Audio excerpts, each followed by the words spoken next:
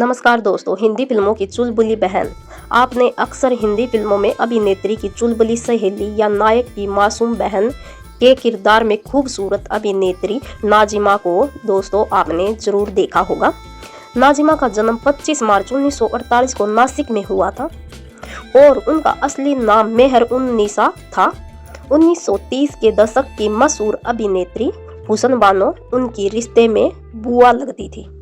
फिल्मी पृष्ठभूमि से होने के कारण उन्हें जल्द ही उनकी शुरुआती फिल्मों में बेबी चांद नाम से एक बाल कलाकार के रूप में मौका मिला। नाजिमा ने 1954 में विमल रॉय की विराज बहू के साथ एक बाल कलाकार के रूप में अपना कैरियर शुरू किया।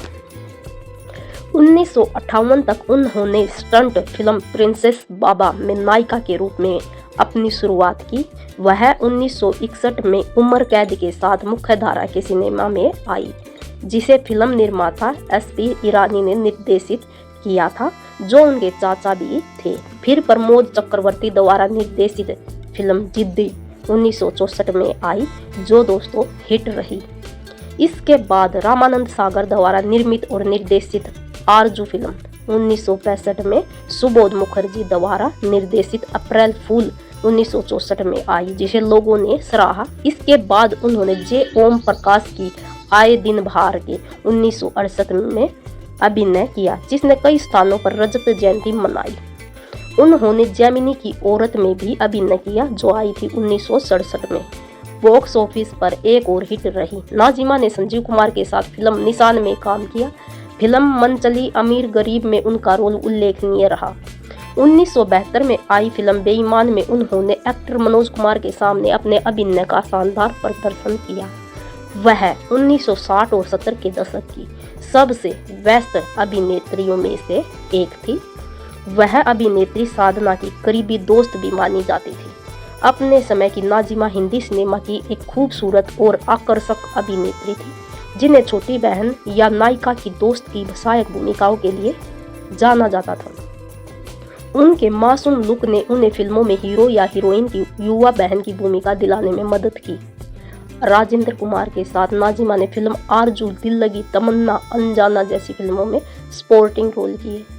आरजू 1965 में उन्होंने राजेंद्र कुमार की बहन की भूमिका निभाई।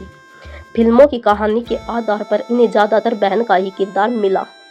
नाजिमा ने अपने छोटे से कैरियर में इतने सारे सिस्टर रोल किए कि उन्हें बॉलीवुड की रेजिडेंट सिस्टर कहा जाने लगा। नाजिमा को हमेशा बहन की भूमिकाएं ऑफर की जाती थी।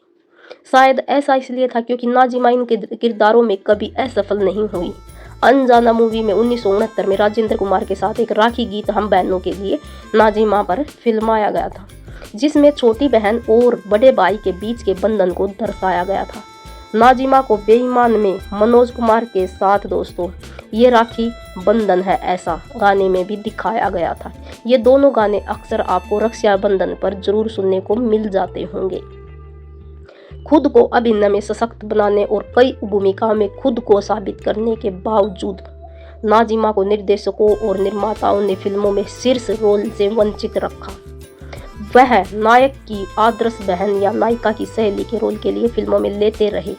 उनके व्यक्तित्व को गंभीरता से नहीं लिया गया, जबकि तथ्य यह है कि एक अभिनेत्री के रूप में उनकी अच्छी साख थी और उनकी जबरदस्त फैन फॉलोइंग थी। बहन या सहेली के किरदारों में सबका ध्यान खींचने वाली नाजिमा का चुलबुलापन दर्शकों को बहुत ही ज़्यादा पसंद आता था। उनकी हाइट थोड़ी कम जरूर थी, जबकि अन्य सारे फीचर्स टॉप क्लास की हीरोइन वाले थे। इसलिए वो फिल्मों में ये अक्सर हाइट को बड़ा दिखाने के लिए अपने सिर पर ऊंचा जूड़ा बांधना और हील पहनना पसंद करते थे। 1968 में एक अखबार में छपे इंटरव्यू में नाजिमा ने कहा था कि मुझे नहीं पता कि निर्देशक मुझे मुख्य भूमिकाएं क्यों नहीं देते।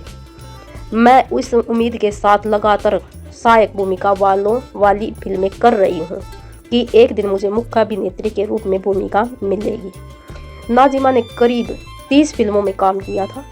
इस अभिनेत्री का फिल्मी कैरियर अच्छा रहा और दोस्तों उन्होंने आरजू में अभिनय के लिए बंगाल फिल्म जर्नलिस्ट एसोसिएशन से सर्वश्रेष्ठ सहायक अभिनेत्री का पुरस्कार भी जीता था और वर्ष 1972 में फिल्म बेईमान के लिए उन्हें सर्वश्रेष्ठ सहायक अभिनेत्री की श्रेणी में फिल्म फेयर पुरस्कार के लिए भी नामांकित किया था।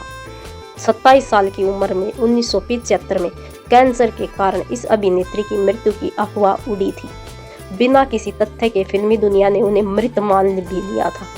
कई फिल्मी पत्रिकाओं और ने भी उनकी मौत की खबर छापी।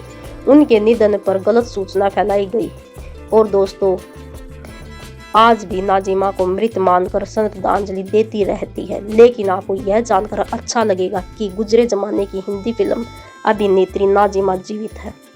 वह लगभग 4 दशकों से अधिक समय तक हिंदी फिल्म उद्योग के संपर्क से बाहर है। यह बात दोस्तों मुझे व्यक्तिगत रूप से विश्वसनीय स्रोतों से पता चली थी। और दोस्तों फिल्म इतिहासकार शिशिर कृष्ण शर्मा को दोस्तों धन्यवाद जो ये बात उन्होंने दुनिया को बताई कि अभिनेत्री नाजिमा जीवित है और शरीफा मंजिल दादर मुंबई में रहती है।